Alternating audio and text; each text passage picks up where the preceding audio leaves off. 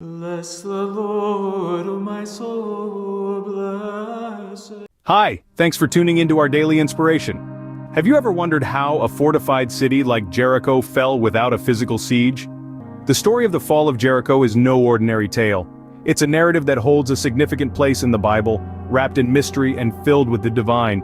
Imagine a city, fortified and impenetrable, crumbling to the ground without the force of an army's assault. An event that defied the conventional norms of warfare and strategic siege. This is the enigma that surrounds the fall of Jericho. This biblical event is more than a historical account. It is a story of faith, obedience, and divine intervention. It's a narrative that has stood the test of time and continues to captivate the minds and hearts of those who explore its depths.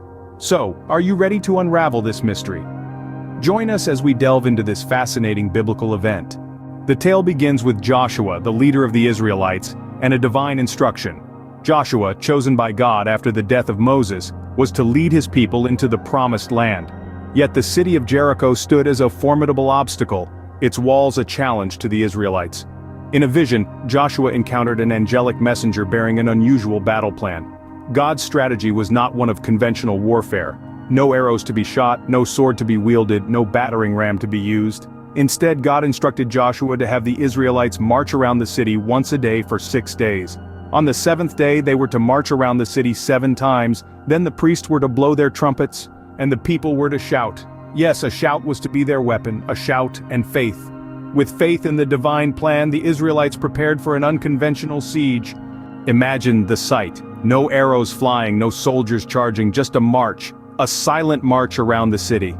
This wasn't a typical battle, it was a divine strategy, a plan set in motion by none other than God himself. The Israelites, under the leadership of Joshua, were executing an extraordinary strategy. They were armed not with swords or spears, but with faith and obedience. They marched around the city of Jericho for 6 days, carrying the Ark of the Covenant.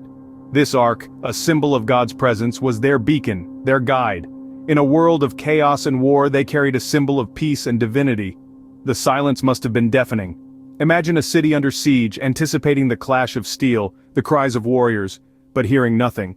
The only sound was the soft thud of hundreds of feet marching, echoing against the stone walls of Jericho. This silence was their weapon, their shield. It was a silence that spoke volumes, a silence that carried the weight of divine intervention. On the 7th day, at the break of dawn, the Israelites sounded their trumpets. The sound was not of defeat, but of victory, a proclamation of faith and obedience.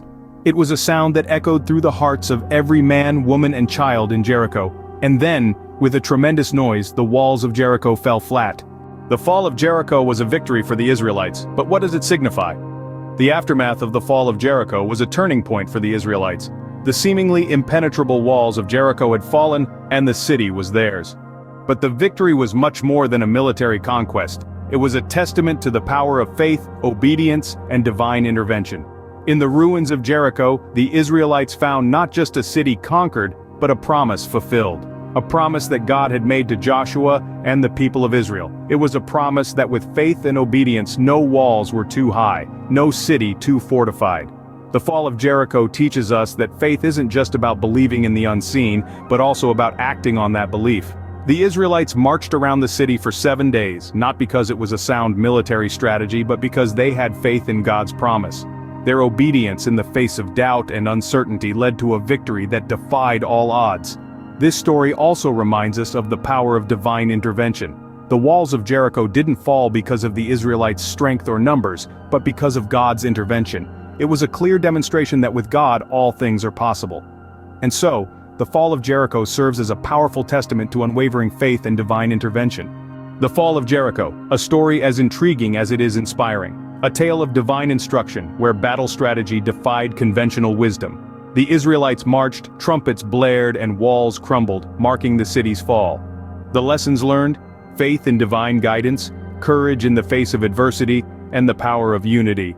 These elements weave together, forming the rich tapestry of the fall of Jericho. Thank you for joining us on this journey through one of the Bible's most fascinating stories, the fall of Jericho.